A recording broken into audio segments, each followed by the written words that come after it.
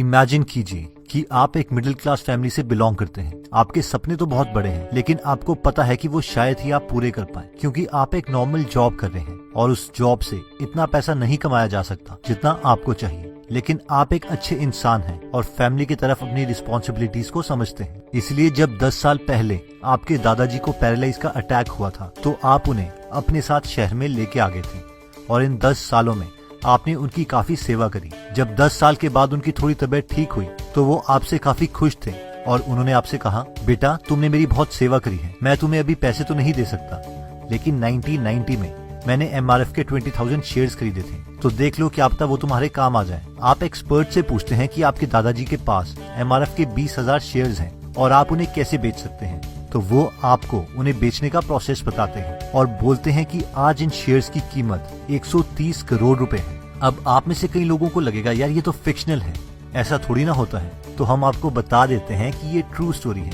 और पहले हम ये क्लिप देख लेते हैं और फिर आगे बात करेंगे। Ravi, morning to you. क्या पूछना चाहते हैं आप? सर नमस्कार। सर मेरे दादाजी ने 1990 में MRF शेयर्स लिए थे 20,000 सर। अच्छा।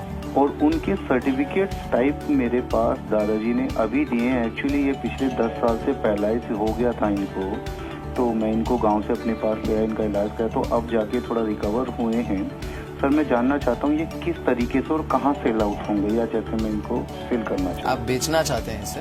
यस। यार आपको ये भी बता दें रवि कि ये जो शेयर्स हैं आपके पास, इसकी कुल वैल्यू इस समय की वैल्यूएशन के हिसाब से MRF चल रहा है करीब 64-65 हजार के बीच में। उसके मुताबिक करीब 130 करोड़ के आसपास आती है। अब ध्यान रखिएगा।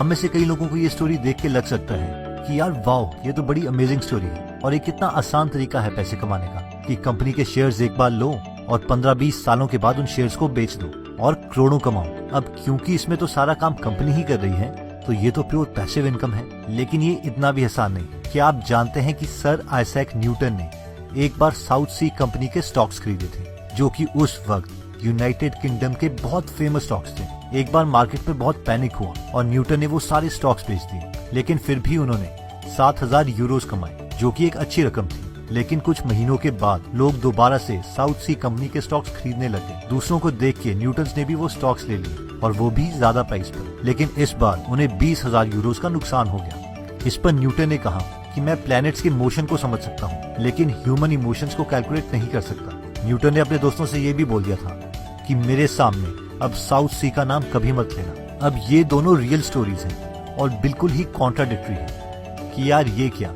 एक आदमी को 130 करोड़ रुपए मिल जाते हैं और दूसरी तरफ दुनिया का सबसे इंटेलिजेंट आदमी बोलता है कि मुझे स्टॉक्स के बारे में कुछ नहीं पता और अपने सारे पैसे लूज कर देता है। तो क्या ये शेयर्स एक लॉटरी की तरह हैं? क्योंकि अगर हमने 1990 में MRF के शेयर्स लिए होते तो अभी हमारी फैमिली करोड़पति होती। लेकिन अगर 2008 में हमने रिलायंस पार के शेयर्स खरीदे होते, जो कि उस वक्त का सबसे बड़ा IPO था, तो हमने अपने सारे पैसे लूज कर दिए होते। तो अब इसका आंसर है क्या? क्यों ना हम इसका आंसर इस टॉपिक के एक्सपर्ट वॉरेन बफेट से पूछें, जिन्होंने इन्वेस्टिंग से इतने पैसे कमाए हैं कि वो दुनिया के तीसरे सबसे अमीर इंसान रह चुके हैं। अब क्योंकि हमें नहीं पता कि जिस कंपनी में हम इन्वेस्ट करेंगे वो किंगफिशर निकलेगी और फ्लॉप हो जाएगी या फिर MRF की तरह सक्सेसफुल हो जाएगी, इसलिए वॉरेन बफेट बोलते हैं कि एक तरीका है जिससे हम कम नॉलेज के बावजूद एक अच्छा रिटर्न ले सकते हैं, और वो है don't keep all of your eggs in one basket. यानी एक ही टोकरी में अपने सारे अंडे मत रख दो, क्योंकि अगर वो टोकरी गिरी तो हम सब कुछ लूज कर देंगे। इसलिए इन्वेस्टमेंट भी अलग अलग कंपनीज में होनी चाहिए, क्योंकि अगर इनमें से एक या दो कंपनी डूबती है तो कम से कम सारी की सारी कंपनीज डिसॉल्व नहीं होंगी और ओवरऑल हम प्रॉफिट में ही रहेंगे। मगर अब हम में से कई लोग ये सवाल पूछेंगे कि क्या पता हमारी किस्मत बहुत ही खराब हो और जिन सारी कंपनीज में हमने इन्वेस्ट किया है वो सारी की सारी डूब जाए तो क्या होगा? तो इस पर वॉरेन बफेट बोलते हैं कि हर किसी के पास अच्छी कंपनी को आइडेंटिफाई करने का स्किल नहीं है, इसलिए एक एवरेज इंसान को अपने देश की टॉप परफॉर्मिंग कंपनीज पर ही पैसे लगाने चाहिए। अब इससे पहले कि हम देखें कि हमें कैसे पता चलेगा कि टॉप की कंपनीज कौन सी हैं, या फिर क्या होगा अगर टॉप की कंपनी ही फ्लॉप होगी, हम पहले इन्वेस्टिंग की दुनिया के बेसिक्स कवर कर लेते हैं ताकि हम सबको ये टॉपिक अच्छे से समझ आ जाए। देखिए, इंडिया में 2 सबसे बड़े स्टॉक एक्सचेंजेस हैं, BSE यानी बॉम्बे स्टॉक एक्सचेंज और NSE यानी नेशनल स्टॉक एक्सचेंज। अब स्टॉक एक्सचेंज एक तरह से मार्केट है, दुकान है, जहां पर कंपनी के शेयर्स खरीदे और बेचे जाते हैं। अब हमने सेंसेक्स और निफ्टी का नाम भी सुना होगा। तो सेंसेक्स और निफ्टी बॉम्बे स्टॉक एक्सचेंज और नेशनल स्टॉक एक्सचेंज की इंडेक्सेस हैं। यानी ये एक तरह का मेथड है जिससे हम बता सकते हैं कि मार्केट में क्या चल रहा है। अब देखिए, हम इंडिया में सारी कंपनीज को तो अच्छे से ट्रैक नहीं कर सकते, इसलिए हमने ये इंडेक्सेस बनाए कि हम ये देख सकें कि इंडिया की टॉप कंपनीज में क्या चल रहा है। जैसे कि अगर हम सेंसेक्स का एग्जांपल लेते हैं जो कि बॉम्बे स्टॉक एक्सचेंज का इंडेक्सेस है, तो सेंसेक्स में इंडिया की टॉप 30 कंपनीज ट्रैक होती है उनकी टोटल मार्केट वैल्यू के अकॉर्डिंग। इन शॉर्ट, ये हर कंपनी को देखेंगे कि वो कितने शेयर्स में डिवाइडेड है, फिर उसको उसके 1 शेयर से मल्टीप्लाई कर दें। फॉर एग्जाम्पल, अगर कंपनी ए में 100 शेयर्स है और एक शेयर 1 रुपए का है, तो इस कंपनी की वैल्यू 100 into 1 यानी 100 रुपीज है। वैसे ही अगर कंपनी बी में 10,000 शेयर्स है और उसके एक शेयर की वैल्यू 10 रुपए है, तो इस कंपनी की value 10,000 into 10 equal to 1 lakh rupees है। अब ऐसे हर कंपनी की वैल्यू कैलकुलेट होती है और कंपनी की वैल्यू के अकॉर्डिंग सेंसेक्स की लिस्ट बनती है जिसमें टॉप 30 कंपनीज आती हैं और ये कंपनी सेंसेक्स में इंक्लूडेड होंगी। उसी तरीके से निफ्टी में टॉप 50 कंपनीज होती हैं, जिसका मतलब है कि सेंसेक्स और निफ्टी में 30 कंपनीज तो सेम ही है। हर साल सेंसेक्स या निफ्टी में उसी कंपनीज को रखा जाएगा जो अच्छा परफॉर्म कर रही होंगी, वरना उनकी जगह कोई और कंपनी ले लेगी। तो इन शॉर्ट, अगर हम सेंसेक्स या निफ्टी की सारी कंपनीज में इन्वेस्ट करते हैं लंबे टाइम के लिए, तो वॉरेन बफेट के अकॉर्डिंग हम अपनी कंपनी की इकोनॉमी में इन्वेस्ट कर रहे हैं और एक कंट्री की इकोनॉमी लॉन्ग टर्म में हमेशा ग्रो ही करती है। पहले हम सेंसेक्स का ग्राफ देख लेते हैं कि अगर हमने 1979 में सेंसेक्स में इन्वेस्ट किया होता तो अभी तक हमें कितना रिटर्न मिल गया होता। अगर हम इस ग्राफ को देखें तो सेंसेक्स स्टार्ट हुआ था 100 से और आज ये 35,000 के करीब पहुंच चुका है। वैसे 6 नवंबर 2019 को इसकी वैल्यू है 40,469। यानी अगर हमने सेंसेक्स में शुरू में सिर्फ 10,000 रुपए डाल के छोड़ दिए होते तो वो आज ऑलमोस्ट 404 टाइम्स हो गए होते, यानी करीबन 40 लाख रुपए। और अगर 1 लाख डाले होते तो 4 करोड़ एंड सो ऑन। अब हम देख सकते हैं कि 100 से 40,000 तक पहुंचने में इस ग्राफ में बहुत अप्स एंड डाउन्स आए हैं और वॉरेन बफेट बोलते हैं कि मिस्टर मार्केट ऐसा ही बिहेव करती है। कभी ये बहुत ही रैशनल यानी समझदार इंसान की तरह बिहेव करती है और कभी कभी ये ड्रंकन यानी एक शराबी की तरह बिहेव करती है। लेकिन अगर हम इंडेक्स फंड की बात करें तो ये लॉन्ग टर्म में यानी 20-25 सालों में हमेशा ग्रो ही करती है। अब कई लोगों को पता नहीं ऐसा क्यों लगता है और वो सोचते हैं कि इतना पैसा तो मैं बैंक की सेविंग में ही कमा लेता। तो चलिए थोड़ी कैलकुलेशन कर लेते हैं। मान लीजिए आपने 1979 में 10,000 रुपए इंडेक्स फंड में लगाए थे और आपके दोस्त ने उसी टाइम पर 10,000 रुपए सेविंग में डाले थे 10% के हिसाब से। ये 10% हमने जानबूझकर थोड़े ज्यादा लिए हैं। तो अभी 2019 में आपके दोस्त के पास करीबन 5 लाख रुपए होंगे, जबकि आपके पास 40 लाख रुपए।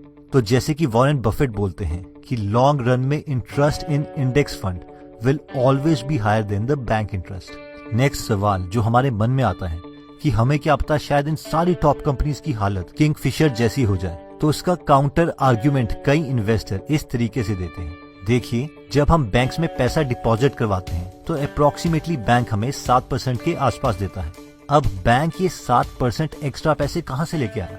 इसके लिए उसे लोन्स देने पड़ते हैं, लेट से 10% पर। अब आपको 7% इंटरेस्ट देने के बाद 3% एक्स्ट्रा बैंक ने कमाए, वो उसका प्रॉफिट है जिस पर बैंक चलते हैं। अब ज्यादातर लोन कंपनीज को ही दिए जाते हैं। इनमें से कई कंपनीज बैंक को लोन चुका पाती हैं और कई भाग जाती हैं या बैंकरप्ट हो जाती हैं। लेकिन फिर भी ओवरऑल मैक्सिमम बैंक्स अपने लोन का पैसा वापस ले लेते हैं। लेकिन मान लीजिए कि आपने किसी बैंक में अपनी मेहनत से कमाए हुए 10 लाख रुपए सेव करे थे और बैंक आपके 10 लाख रुपए और बाकी कस्टमर की सेविंग्स को भी किसी कंपनी को लोन में दे देता है। अब इन केस अगर वो सारी कंपनीज अनसक्सेसफुल हो जाती हैं तो इसका सिर्फ एक ही मतलब है कि उस बैंक को उसके लोन के पैसे वापस नहीं मिलेंगे, और अगर बैंक को उसके लोन के पैसे वापस नहीं मिलेंगे तो आपको आपकी सेविंग के पैसे वापस नहीं मिलेंगे। ऑब्वियसली ये बहुत ही रेयर सिचुएशन है, लेकिन रिसेंटली ऐसा केस हुआ है पीएमसी बैंक के साथ, Punjab and Maharashtra cooperative bank, जो कि कोलैप्स कर चुका है। और ये इसलिए हुआ क्योंकि उन्होंने अपनी लोन मनी का 73% पैसा एक कंपनी को दिया था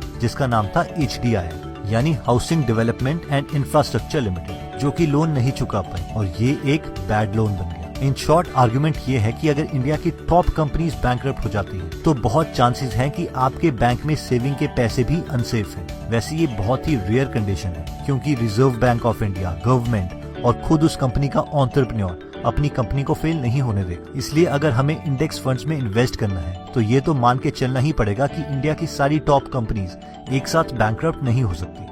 तो दोस्तों, इस वीडियो में हमने देखा कि हमें नहीं पता कि कल कौन सी कंपनी MRF बनेगी या फिर किंगफिशर बनेगी। इसलिए in investing don't keep all your eggs in one basket, यानी हमें ज्यादा कंपनीज में इन्वेस्ट करना चाहिए और हो सके तो अपनी कंट्री की इकोनॉमी में बेट कर दो, यानी इंडेक्स फंड्स में। और वॉरेन बफेट के according index funds are the safest.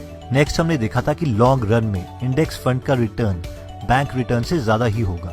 हमने ये भी देखा था कि अगर सारी टॉप कंपनीज एक ही साथ बैंकरप्ट हो जाती हैं, जो कि बहुत कम चांसेस हैं, तो आपका बैंक में रखा पैसा भी अनसेफ है। तो अगर आप ज्यादा कंपनीज में इन्वेस्ट करना चाहते हैं, यानी म्यूचुअल फंड्स खरीदना चाहते हैं, तो एक बेस्ट एप्लीकेशन है जिसका नाम है ग्रो। तो ग्रो ऐप पर हम बिना किसी लाइन में खड़े हुए, बिना कोई पेपर वर्क के, except pan card verification etcetera, mutual funds आसानी से खरीद सकते हैं। तो आप अपनी नॉलेज के अकॉर्डिंग डिसाइड कर सकते हैं कि आपको कौन से म्यूचुअल फंड्स लेने हैं। वॉरेन बफेट के according index funds are good for long term investing. तो अगर आप इंडेक्स फंड्स में इन्वेस्ट करना चाहते हैं तो आप Nifty index fund direct growth search कर सकते हैं ग्रो ऐप पर। ये वीडियो ग्रो की वजह से पॉसिबल हो पाई है, तो डिस्क्रिप्शन में दिए हुए लिंक पे जाके आप ये एप्लीकेशन डाउनलोड कर सकते हैं। दोस्तों, अगर आप फ्री में बिजनेस या इन्वेस्टिंग से related Hindi audio book summaries सुनना चाहते हैं तो हमने आपके लिए गीगल ऐप बनाई है, जिसमें आप बुक सुन सकते हैं जैसे कि rich dad poor dad, the lean startup, the intelligent investor,